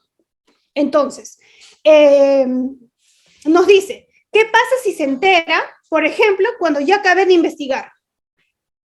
Y eso es un tema ya probatorio. Por ejemplo, yo tengo la oportunidad como fiscal, ya no tengo más para ofrecer, porque yo ya acabé mi investigación y ya hice mi acusación, ya estoy ofreciendo mi listado de pruebas. Dentro de ellas no está acreditar, por ejemplo, como única agravante, imaginemos que no hay otras agravantes, porque en otros casos, digamos, puede, si ya estamos hablando de cadena perpetua, acreditar un agravante más, digamos que, o sea, sí ayuda, pero no varía sustancialmente, porque igual estamos hablando que están proponiendo una cadena perpetua, ¿me entienden? Entonces, pero imaginemos el supuesto que nos coloca nuestro colega en el que sea la única, o con esto marca la forma grabada o no. Entonces es relevante. Pero nos dice el colega, poniéndose en el límite, en ese supuesto, ya está presentada la acusación. Entonces, ustedes saben que cuando se presenta una acusación, esto se presenta al juez de investigación preparatoria y el juez de investigación preparatoria traslada a las partes, por ejemplo, la parte investigada, a los demás sujetos procesales, para que ejerzan su derecho. Tienen el plazo de 10 días para absolver esa absolución y presentar, de ser el caso, controles. Control formal, control sustancial, control probatorio. Discutirlo en una audiencia. Se programa una audiencia y justamente ahí es que vamos a debatir acerca de estos puntos. El colega nos dice, pero ya la fiscalía propuso, pero recién se ha enterado. ¿Qué hacemos con esto? Ok, como no se puede, no hay espacio para proponer prueba nueva, porque ya está propuesta en la acusación. Cuando se pase al auto de enjuiciamiento, digamos que se va a pasar en ese sentido, en el juicio oral, en el caso de avanzar, porque obviamente es una forma grabada, el tema sustancial sí tiene que estar probado, existe una fórmula para presentarlo y ofrecerlo como prueba nueva. Es aquella que se conoce con posterioridad a la acusación, en teoría, ¿no? Y técnicamente forzarlo en ese aspecto, porque en realidad es un tema que se ha conocido, digamos, con posterioridad a la presentación de la acusación, correctamente. Entonces, básicamente ese podría ser el matiz que se le puede dar al momento de analizar estas pruebas que se conocen con posterioridad. Una muy buena pregunta, realmente. Dice acá nuestro colega Pereira, precisar que hay en el Perú la denominada trata de personas de explotación sexual, sobre todo para mujeres de nacionalidad venezolana, incluso de nacionalidad colombiana. Sí, otra de las estadísticas, con esto que menciona el doctor, es que la mayoría de las víctimas son latinoamericanas. Entonces, sí, es correcto.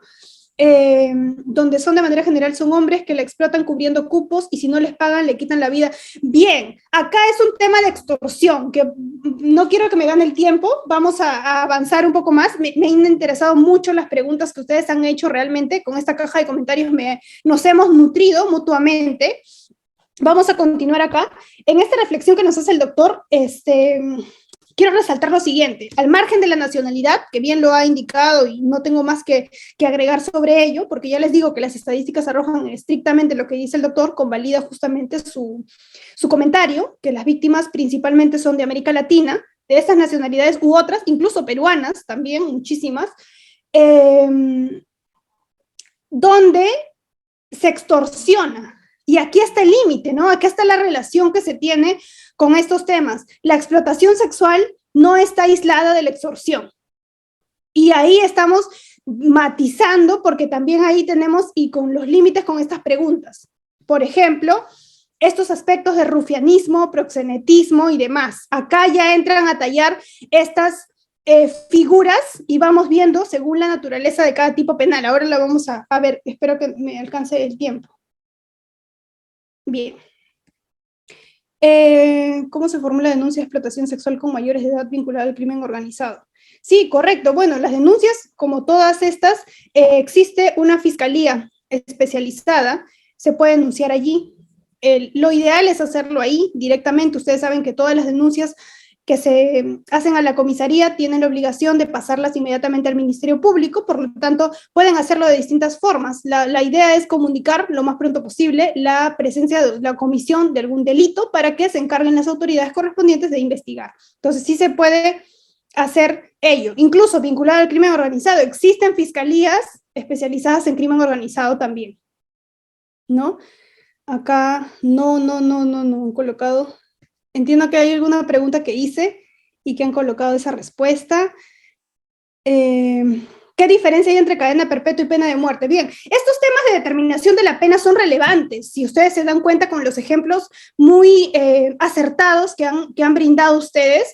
Y otro punto también es sobre esto, ¿no? Pena de muerte, cadena perpetua. Como pueden darse cuenta en el detalle de la determinación de la pena, en nuestro país no está consignada, no se prevé la pena de muerte como una de las abanico de penas que tenemos, salvo excepciones, pero evidentemente estamos hablando, la pena máxima es cadena perpetua, esto es ilimitadamente, pero lo normal que tenemos son las penas temporales, ¿no? Las penas temporales, estamos hablando desde los 2 días hasta los 35 años de pena privativa de libertad. Esas son las penas temporales, y bueno, las penas ilimitadas, que es la cadena perpetua. No estamos consignando la pena de muerte, como sí lo establecen otros países.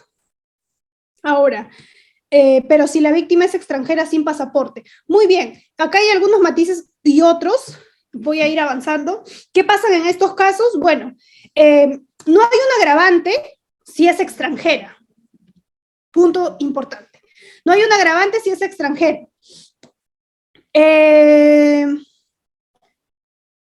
Ok, ¿qué pasa si la víctima? Buenas preguntas. Ustedes me están haciendo muy interesantes preguntas que son materia de este curso. Primero, ¿qué pasa si la víctima es extranjera sin pasaporte? Repito, no está consignado como una modalidad agravada que es extranjera. No nos dice que sea extranjera. Pero se podrían ver algunas otras fórmulas agravadas, ¿ok? Ahora, ¿qué pasa si la víctima es abusada en manada? Hay casos también, ustedes saben, el caso La Manada, el común caso La Manada de España. En el que se abusó a una mujer en grupo, ¿no? Unos jóvenes habían ido a una fiesta y habían libado licor con una señorita, y aparentemente en uno de esos aspectos, de manera muy general, porque también ha pasado en Perú muchos de esos casos, de los búnkers y demás, en los que se han abusado en manada o en grupo, ¿no? A una víctima, una persona. ¿Qué sucede en estos casos? Ok. En estos casos, vamos a ver algunos agravantes, por ejemplo, que cause afectación grave. No es un agravante la pluralidad de agentes, como sí lo es en otros casos. Exacto, nos pone, ¿no? Tuvimos el caso emblemático de una señorita en Surco, donde además su propio amigo abusó de ella. Claro, exacto, sí. Hay casos en estos, hay muchos casos sobre estos aspectos de violación y demás, Pero si ustedes se dan cuenta, no se ha consignado como un agravante la pluralidad de agentes. Sí se consigna la pluralidad de víctimas, no la de agentes. Por alguna razón el legislador no lo ha visto conveniente aquí, ¿ok? Pero puede utilizarse alguna otra fórmula que podría tal vez encajar en estos supuestos. Por ejemplo, enfermedad, por ejemplo, bueno, a ver, grave peligro a la víctima, la edad, la salud de la víctima, etcétera. Pero no se ha consignado, un punto importante, estos supuestos de que la pluralidad de agentes sea una fórmula agravada. Cadena perpetua, casos de terrorismo, traición a la patria. Claro, esas son las únicas excepciones a la cadena perpetua, pero no tenemos, digamos, consignado en nuestro catálogo de penas como una cadena perpetua, salvo las excepciones que nos ha resaltado el doctor y que en un inicio les dije, ¿no? Cadena perpetua salvo excepciones, que son estas dos efectivamente, pero tenemos esta clasificación de las penas temporales y las penas ilimitadas, que es la cadena perpetua propiamente. Nosotros no tenemos o no podemos aplicar pena de muerte a estos casos, por más repudiables, repugnantes que puedan ser. Bien, voy a avanzar un poco más para que no nos gane la hora. Ha sido muy interesante hasta de momento esta sesión, realmente, principalmente por estos temas prácticos. Ustedes saben, sería bueno tipificarlo. Sí, es correcto. O sea, sí tendría que ser a raíz de estos casos. También no está mal, de hecho, si la intención es no dejar ningún espacio de punibilidad, en otros delitos sí se tipifica como una forma agravada la pluralidad de agentes. Por ejemplo, en el robo agravado. El robo no sería, es una de las fórmulas agravadas si es que actúan en pluralidad de agentes. Entonces, claro que sí, es correcto, sí sería bueno tipificarlo para justamente la finalidad de la norma, de la exposición de motivos, es que no dejemos esos márgenes de impunidad. Desarrollarlo en una tesis. Sí, claro, sí, de todas maneras, como propuesta de ley referenda, es interesante en ese planteamiento. Como repito, ¿no? Hay delitos que son mucho más comunes, en los que sí se habla de una manera mucho más convencional. Ya les estaba diciendo, ¿no? Violencia, amenaza. En cambio, acá estamos hablando de más medios, engaño, manipulación otros, etcétera, otro condicionamiento. Y acá, si vamos al robo agravado, en estricto, tenemos, ¿no? A ver, se lo voy a revisar, acá siempre tengo mi código a la mano. Tenemos el artículo 189, formas agravadas. Concurso de 2 o más personas. O sea, sí importa la pluralidad de agentes. Otra forma agravada es, por ejemplo, bueno, y va agravándose conforme causa lesiones, etcétera, ¿no? Esa situación. Si en el robo agravado, que digamos es uno de rango menor en este sentido, porque se protege el patrimonio, imagínense en estos casos que protegemos la dignidad. Interesante, ¿no? Ese planteamiento que nos acaban de indicar. Pluralidad de agentes, sí, correcto. Sería bueno, nos dice la doctora Milagros, que se pueda tipificar, porque entonces solo queda impune frente a los hechos que además... Sí, es que a raíz de estos casos de la manada, por ejemplo, puede quedar sin tipificarse una forma agravada. No impune, o sea, sí se va a tipificar en la forma básica, pero no agravada. Y eso es como que una mesa tambaleando, ¿no? Porque también la pluralidad de agentes debería haberse considerado en estos supuestos que estamos conversando.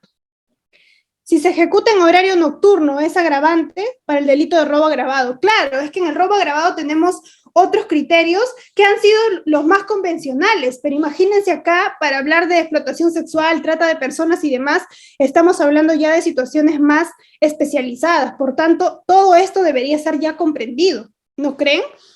Obviamente salvo matices y revisando detalle a detalle, viendo los casos, pero sí es interesante el planteamiento que están realizando. Correcto. Entonces, ahora, para que no nos gane la hora con esto, voy a pasar a finalmente esta diferencia entre la trata de personas y el delito de explotación sexual. He dejado acá un corte, unos fragmentos del acuerdo plenario, ¿ya? Lo estaba pasando de manera literal, pero como son largos párrafos, entonces he preferido cortarlo. Solo para efectos prácticos que no se vea la letra pequeña, solo es por eso. Estoy dejando los fundamentos destacados de ese acuerdo plenario para que ustedes cuando lo revisen reparen un poco más en esto. Lo primero, tenemos considerando el fundamento jurídico 22, indica lo siguiente: de los alcances típicos, dice, reseñados, pueden sacarse algunas conclusiones que tendrán incidencia en la resolución de los problemas concursales con los delitos de explotación en sus diversas modalidades. Acá nos advierte que van a haber problemas concursales. Primero, involucra una variedad de víctimas, independientemente de su sexo, edad, nacionalidad u condición social. B, implica diversas conductas progresivas que no necesariamente deben concurrir secuencialmente para la configuración de la trata. C, no se requiere que el traslado sea fronterizo o regional, pues basta con comprobar el desarraigo de la víctima en sentido amplio que puede verificarse incluso en el mismo lugar de residencia. D, no debe confundirse con el tráfico de migrantes, otro de los puntos como concurso, cuya finalidad es trasladar con una finalidad lucrativa a las personas. El tráfico de migrantes, así como el tráfico de drogas, tráfico de influencias, libre tránsito de, compra-venta de, en este caso, personas, migrantes. ¿No? Una finalidad lucrativa de las personas, pero distinta a la finalidad de explotación. Acá te vendo una persona como si fuera un objeto, pero no tienes este fin. Acá las diferencias o la clave para diferenciar concursos, para diferenciar delitos, es la finalidad. Por eso es que cuando ustedes preguntan de manera genérica, les puedo dar una respuesta muy genérica, pero si vamos a analizar un caso concreto, hay que ver detalles, y para eso uno de esos aspectos son, por ejemplo, la finalidad. En este caso, el tráfico de migrantes nos dice que tiene una finalidad lucrativa distinta a esta finalidad de explotación de las víctimas. No las vas a explotar, solamente compras y vendes a los migrantes, ¿no? De manera, digamos, objetivada. No se requiere, dice, movimiento de la zona de actividades, no siempre está vinculado a una banda u organización criminal. Recuerden que si es así, es una forma agravada, pero si no, no lo es, simplemente forma parte del tipo base. Sino comportamientos aislados y circunstanciales no estables. Si bien los actos de trata son normalmente previos a los actos de explotación, otro punto, ya vamos viendo aquí los matices, por eso quiero que se detengan en o que reparen en este detalle. Dice, si bien los actos de trata de personas son normalmente previos, máxima de la experiencia que sean previos, a los actos de explotación, pueden coexistir independientemente con estos. Pueden coexistir. ¿Puede existir trata y explotación sexual? Sí. Ahora, el sujeto activo puede retener a la víctima y al mismo tiempo explotarla. Es decir, trata de personas, la retengo, pero si yo la exploto, no quiere decir que, bueno, estoy cometiendo trata y ya no explotación, o viceversa, explotación y ya no trata. Pueden confluir. Importante. Otro punto, la gran mayoría de víctimas de trata de personas en nuestro país son mujeres y menores de edad. Ya lo tenemos claro en eso de las estadísticas. Otro tema, teniendo en cuenta las características, y acá es una diferencia entre trata de personas y explotación sexual, con la agravante derivada de trata, por eso es que lo he resaltado acá, dice, y si ustedes recuerdan, no había un agravante, y esa es una pregunta que me parece que me la han hecho o no me la han hecho, pero sí está acá. Perfecto. Si no está, esta es una pregunta muy pertinente. ¿Cuál es la diferencia entre trata de personas y explotación sexual agravada derivada de la trata? Diferente. cuando es una modalidad agravada la trata de personas de la explotación sexual. ¿Cuál es la diferencia? Y esto está respondido en este fundamento, en este considerando 23. Teniendo en cuenta, nos dice, las características esenciales del delito de trata de personas, explicadas precedentemente, es un acuerdo plenario un poco largo, es posible considerar su concurrencia con diversas modalidades de explotación sexual. Es consciente el legislador que al ponerlo en formas agravadas y todo eso, que creo que ya no está tan desordenado ahora que estamos escudriñando cada punto, pero nos indica, ¿no? Es consciente de que hay concurrencia con otra modalidad de explotación sexual. Entonces, para dilucidar las posibles salidas, y para esto me adelanto, tenemos primero que verificar que se configure el tipo base, si no, no estamos hablando de forma agravada. Un primer punto. Entonces, nos indica, para dilucidar las posibles salidas interpretativas, es a partir de las siguientes premisas. Primero, que el juicio de tipicidad se haga respecto de la misma persona. Segundo, que la víctima igualmente sea la misma. Tercero, que sea necesario determinar si el objeto de imputación corresponde a la misma acción o no, en sentido normativo, y que la acción o acciones se adecúen al tipo penal de trata de personas y o un supuesto de explotación sexual. En pocas palabras, la diferencia descansa en, primero, verificar la finalidad. Si son fines de explotación, esto es, obligar a una persona a ejercer actos de connotación sexual, ¿no? Pero esto, derivado de la trata de personas, estamos hablando del delito de explotación sexual en su forma agravada. Así. Considerando siguiente, esto para ir cerrando por cuestiones de tiempo, y me estoy quedando sin voz.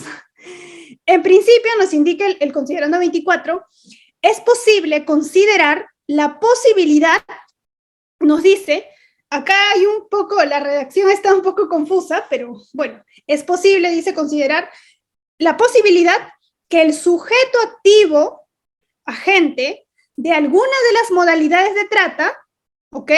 El sujeto activo de alguna de las modalidades de trata pueda, posterior o durante o simultáneamente, realizar delitos de explotación. Es lo mismo que el considerando 22, que pueden confluir. No significa que uno excluya al otro, porque ya tengo la trata, ya no hay explotación, sino que puede ser incluso explotación con fines de, acá está derivada de la trata y demás. Entonces, nos indica, puede ser, ¿no? Alguna de las modalidades de trata puede ser ulterior o simultáneo realizar los delitos de explotación, ¿ok? Porque el acto se deriva de una situación de trata de personas. Primero la trata y posteriormente la explotación, usualmente, según lo que dice la jurisprudencia. Y o el agente actúa como integrante de una organización o banda criminal.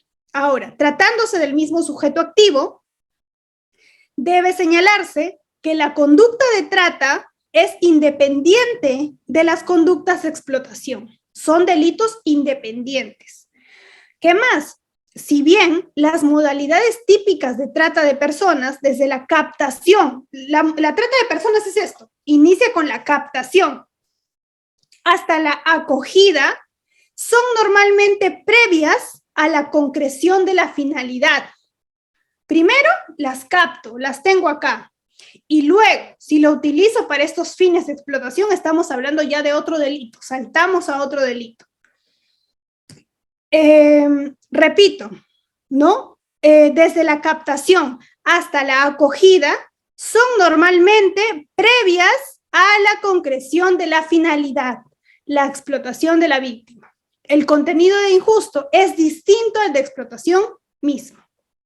Una cosa es captarla y todo, y no es que la capto para fines de explotación, por tanto ya es solamente trata o solo explotación. Si yo capto a la persona, estoy cometiendo y configurando el delito de trata de personas.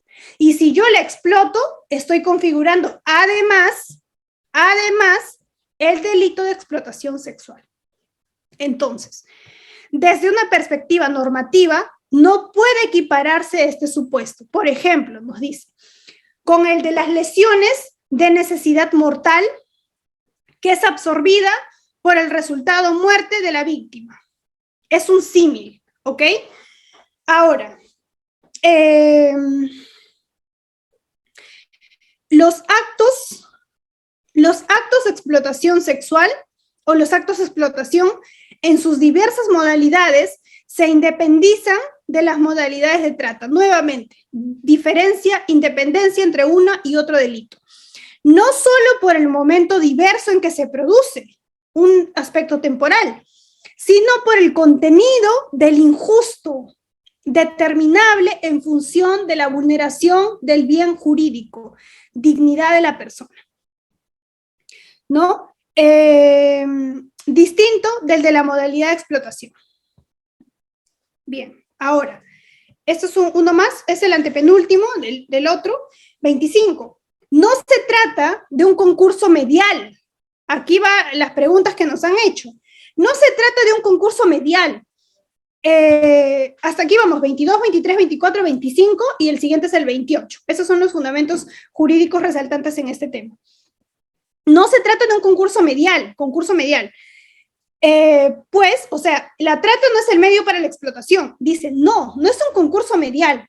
Pues, este se configura cuando el delito precedente, por ejemplo, la trata, es un medio necesario para la comisión de otro delito de explotación en cualquiera de sus modalidades. Eso no es cierto, porque también se puede cometer únicamente el delito de explotación.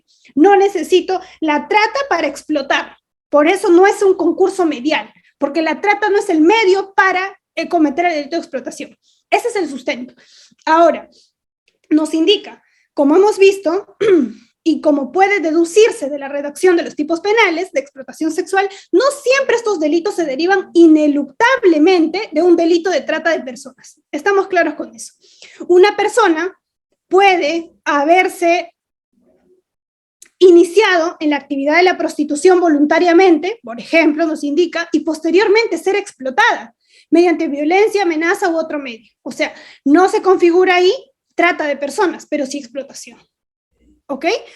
En el caso que el sujeto activo de la explotación sexual retuviese a la víctima, mediante cualquiera de los medios calificados para la trata, violencia, amenaza, uso de drogas o alcohol, aislamiento, para explotarla sexualmente, otro supuesto, su conducta de retención no es absorbida por la conducta de la explotación sexual. Si yo la retengo, es trata. Si yo la exploto, es explotación. Y si yo hago ambos, son independientes. Es un concurso real. El uso de los medios para evitar que la víctima se vaya es diferente al uso de los medios para explotarla. Finalmente, con esto vamos cerrando, el considerando 28 indica lo siguiente. Ahora bien, en 7 delitos de explotación sexual se incorpora como circunstancia agravante el que el delito se derive de una situación de trata de personas.